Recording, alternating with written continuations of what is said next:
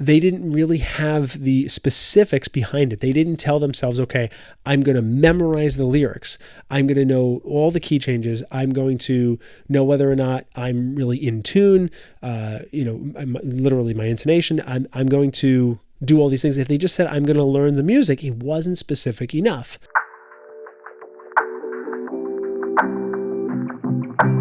Last week, we talked about goal achievement. We talked about specifically the smartER goal framework, and we also talked about the process to implement the smartER goal framework. So setting a action plan and being consistent with that action plan.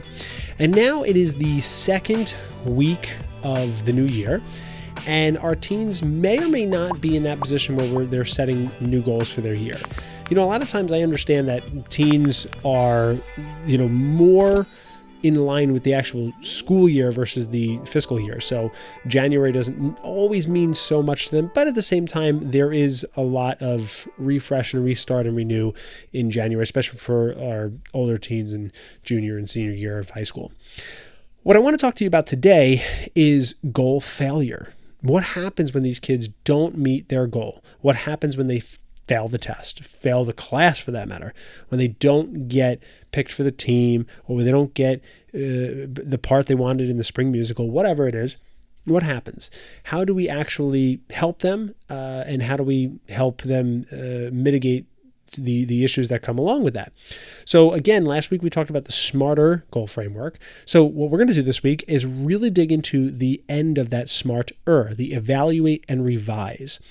So when one of our students don't actually hit a goal that they have, and let's use an example for today.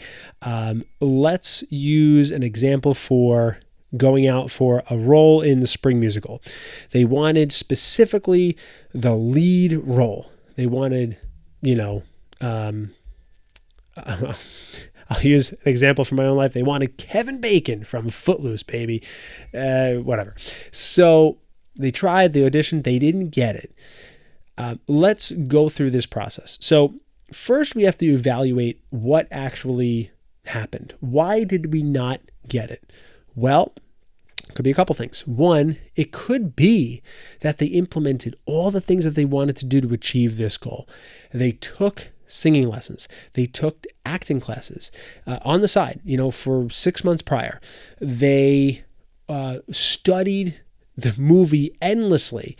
They knew the music back and forth. They really, really rehearsed as much as possible. But there was this exchange student who was like a conservatory trained actor or something, that they just had that much more skill, and that's what it is. We weren't there yet, but we tried everything and we tried our really hardest. That's really important to evaluating what's actually happening. It may not be their fault, but more likely it probably is going to be that they didn't necessarily put in as much effort, and not only that, they weren't necessarily as consistent with it. So maybe they didn't have the resources to take acting classes and singing classes and all this stuff, but maybe they told themselves that they are going to learn the music 3 months prior to the audition, maybe even 6 months prior, and they're going to really know it back to back, like the back of their hand, excuse me.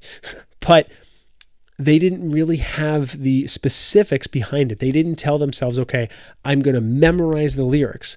I'm going to know all the key changes. I'm going to know whether or not I'm really in tune, literally my intonation. I'm going to do all these things. If they just said, I'm going to learn the music, it wasn't specific enough.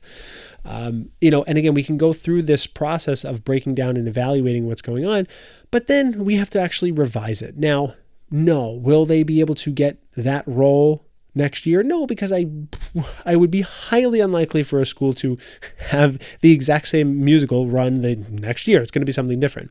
But they can go out for, again, the lead role if they want for the following year.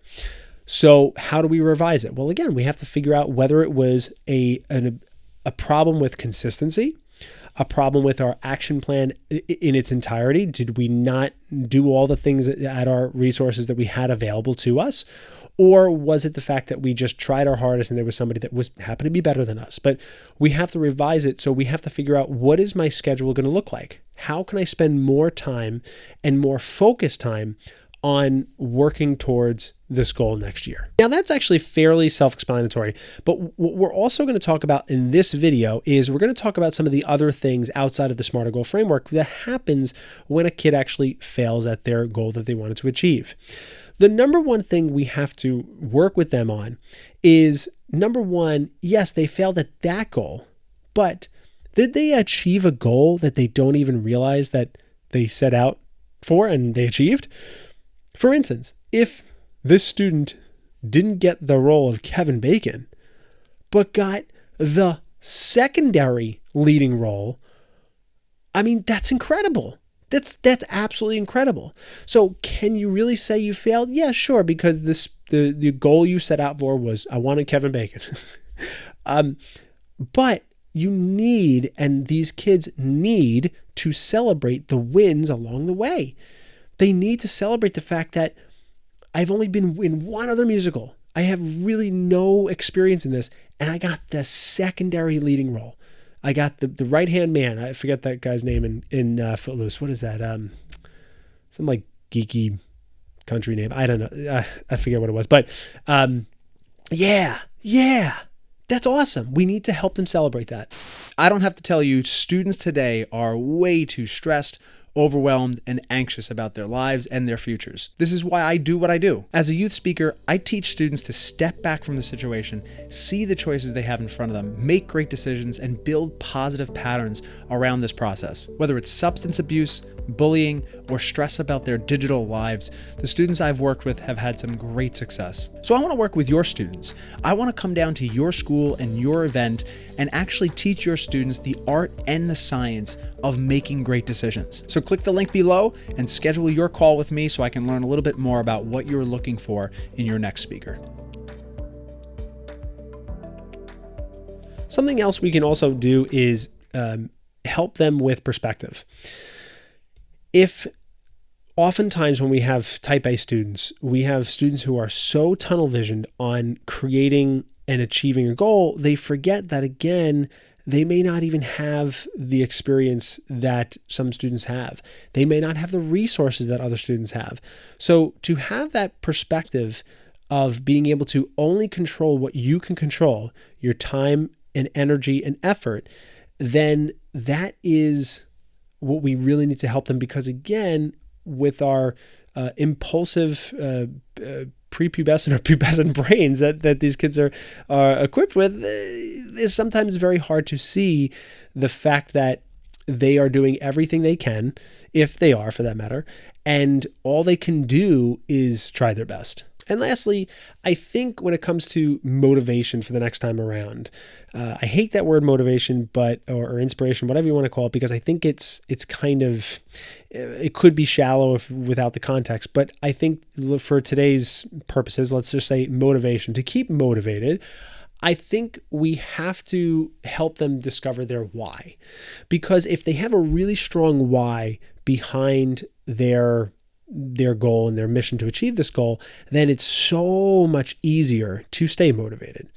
If their why behind getting the leading role in the spring musical is because they know that Jennifer Swanson, I don't know who Jennifer Swanson, that was a really weird name that I made up, but Jennifer Swanson, she's going to get the female leading role.